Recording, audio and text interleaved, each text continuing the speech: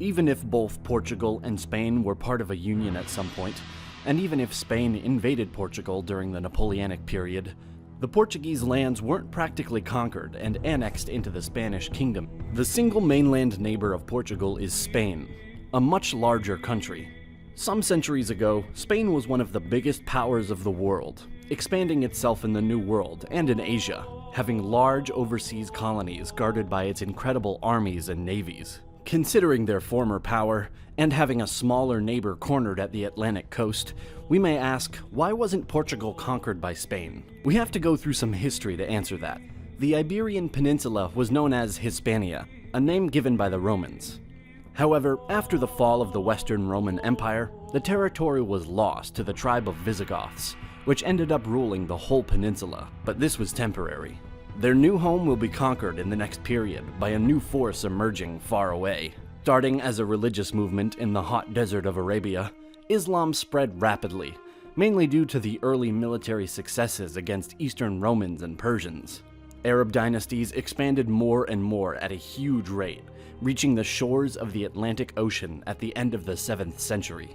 In these empires, the religion was embraced by more and more people and became dominant in the caliphates.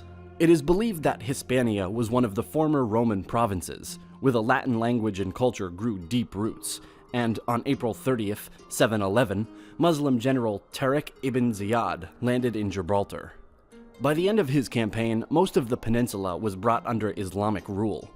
Islam had been present in Hispania since the Umayyad conquest in the 8th century. As in other places of the caliphate, many others embraced Islam. Many Muslims lived in the Iberian Peninsula called Al-Andalus. They were Arabs, Berbers, or local people who accepted the religion. Even if the Umayyad dynasty collapsed, parts of the peninsula were held by Muslim dynasties in the next centuries, and the Muslim majority existed more in the Spanish part than in the Portuguese part of land. Being the first nation on the Iberian Peninsula, Portugal emerged earlier than Spain, and it formed as a kingdom in the year of 1128. This happened after winning an important battle, in an effort led by Afonso Henriques, who proclaimed himself King of Portugal in the first half of the 12th century. This was part of Reconquista. He was recognized in 1143 by the King of Leon, Alfonso VII, and in 1179 by the Pope himself.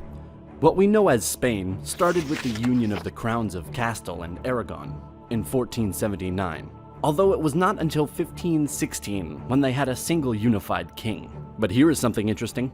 In the War of Castilian Succession, Portugal supported Joanna, wife of King Alfonso V of Portugal, and Aragon supported Isabel, wife of Ferdinand, the future king of Ferdinand II of Aragon. We may consider this was a key point in history, because Isabella was recognized as Queen of Castile.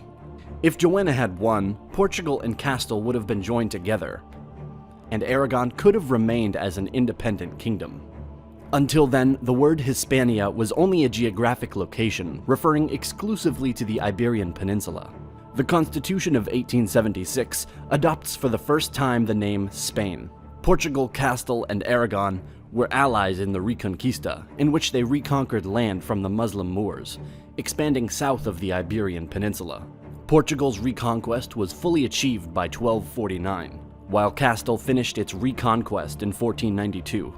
Following the first Spanish voyage of Christopher Columbus to the Caribbean in 1492, both states began acquiring territory in the New World. As a result of the 1494 Treaty of Tordesillas, Portugal acquired its most potentially important colony, Brazil.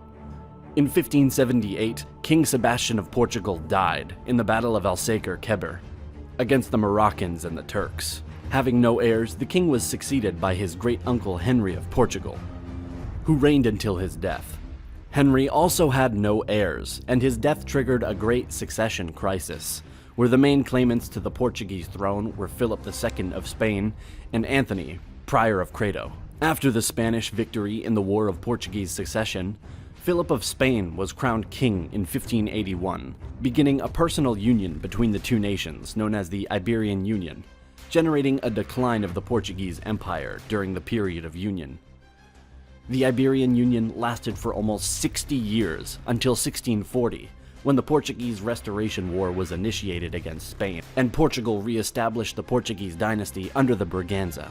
During the wars of the 18th century, which were often fought by the major powers to maintain the European balance of power, even if Spain and Portugal usually found themselves on opposite sides, the Portuguese, courtesy of their long-standing alliance, aligned themselves with Great Britain, while Spain, throughout the Bourbon family compact, allied themselves to France. In 1762, during the 7 Years' War, Spain launched an unsuccessful invasion of Portugal.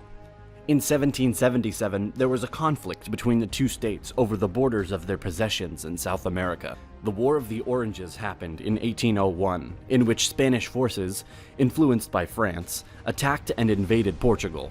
It was a precursor to the Peninsular Wars, resulting in the Treaty of Badajoz, the loss of Portuguese territory, in particular Olivenza, as well as ultimately setting the stage for the complete invasion of the Iberian Peninsula by Spanish and French forces. In 1807, the King of Spain and his French allies invaded successfully Portugal. However, the French decided to take over both countries, overthrowing the King of Spain and forcing the Portuguese royal family to escape under the Portuguese colony of Brazil. Spain and Portugal subsequently became allies for the first time in centuries, and allied with the British Army, they managed to get rid of the French by 1813, after a long conflict known as the Peninsular War. France did a great damage to Spanish and Portuguese economies, but it wasn't just about that. Their reputation was altered too. Both lost their American colonies shortly after the end of the Peninsular War, which severely weakened their global power. Following their European struggle in which kings were overthrown, their own colonial empires in the New World collapsed. Colonies took profit from the internal problems, and through some independence wars, much of the New World was lost in the next decades. After the fall of Napoleon, both countries came close to war a number of times during the early 19th century. Portugal and Spain had been rival sea powers as early as the 14th century. Portugal initially was in a position to explore the area facing the Atlantic. In successfully doing so, it discovered that Africa had been the Arab world's major source of gold, brought by camel caravans across the Sahara. But even if Spain and Portugal were rivals, their focus wasn't on their European lands. During the Age of Discovery, most wealth came from abroad. Both Spain and Portugal were more concerned with surveying in their new lands. Trading was a good source of money. New goods that came from Asia or Americas floated the European markets. Also, the huge intake of American gold was important for the Spanish economy. To create these trade deals, Spain had to defend their overseas possession. Starting with the 19th century, few plans were created about a possible union between Portugal and Spain.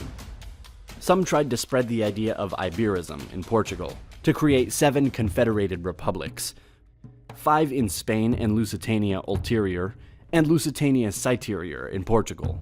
Both First and Second Spanish republics had plans to invade Portugal, or to create the idea of an Iberian republic, or an Iberian union. Even the First Spanish Republic designed a federal constitution to include Portugal.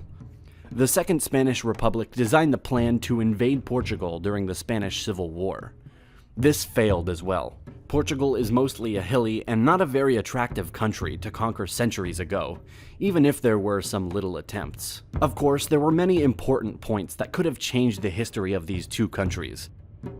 Taking into account the historical context in which both countries were created, and how events played out throughout the many centuries of their existence, the reasons for the fact that Portugal wasn't conquered by Spain are many. The lack of a large interest for this land, the focus on the colonies, the diplomacy of Portugal at some points, the decisions that affected the Iberian Union, or the previous union of Castile and Aragon. The Spanish internal problems as well as other external factors created this situation. If you want to see more videos, be sure to subscribe to our channel and press the bell button in order to be notified when a new video is uploaded. We would like to give special thanks to our generous supporters on Patreon who make it possible to create these videos. Thanks for watching and see you next time.